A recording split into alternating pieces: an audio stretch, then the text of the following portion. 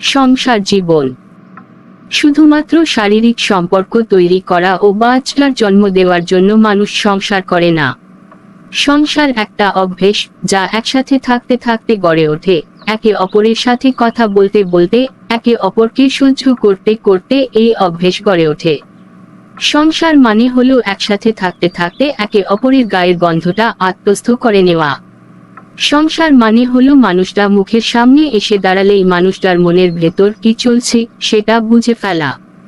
সংসার মানে হলো বর অফিস থেকে ফিরলে এক গ্লাস জল রোজই মুখের সামনে তুলে ধরা। সংসার মানে হলো ছেঁড়া বোতাম সেলাই করতে করতে নিজেদের ভেতর ভুল বোঝাবুঝিগুলো মাঝে মধ্যে সেলাই করে নেওয়া। সংসার মানে হলো অ্যাডজাস্টমেন্ট, তোমার আমার থেকে আমাদের হয়ে ওঠা। সংসার মানে মাছের ঝোলে নুন বেশি হলেও চুপচাপ হাসি মুখে খেয়ে ফেলা। সংসার মানে হলো রোজই বিছানার উপর রাখা নিজের পার্টনারের ভেজা টাওয়ালটা মেলে দেওয়া। সংসার মানে হলো বিয়ের ডেট, একে অপরের জন্মদিনের তারিখ ভুলে গেলেও মানিয়ে নেওয়া।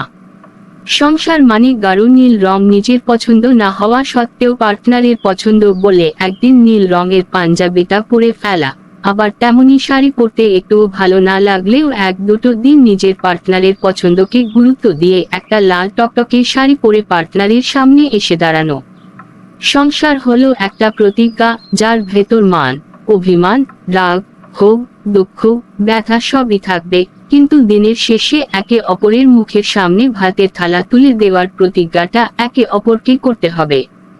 সংসার মানে হলো মাসের শেষে টাকা পয়সার হিসেব করতে করতে একটা দীর্ঘ নিঃশ্বাস ফেলে স্ত্রীকে জড়িয়ে ধরে বলা, আজ তোমার কোলে মাথা রেখে ঘুমাবো, আজ আমায় একটু ঘুম পাড়িয়ে দাও।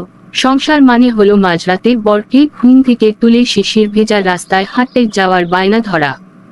সংসার করা সহজ, কিন্তু একটা সংসারকে প্রতি মুহূর্তে যাপন করা সহজ নয়। সংসার মানে হাজারো ব্যস্ততার মধ্যেও একবার অন্তত ফোন করে জিজ্ঞেস করা, খেয়েছো?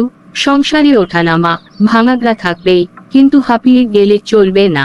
একে অপরকে মানিয়ে নিতে হবে, একে অপরের সমস্যায় পাশে থাকতে হবে, একে অপরকে সাহস যোগাতে হবে।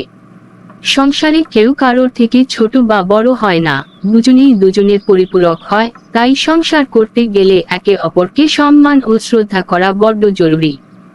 লেখাটা পড়ার পর কেমন লাগলো কমেন্টে জানাবেন প্লিজ।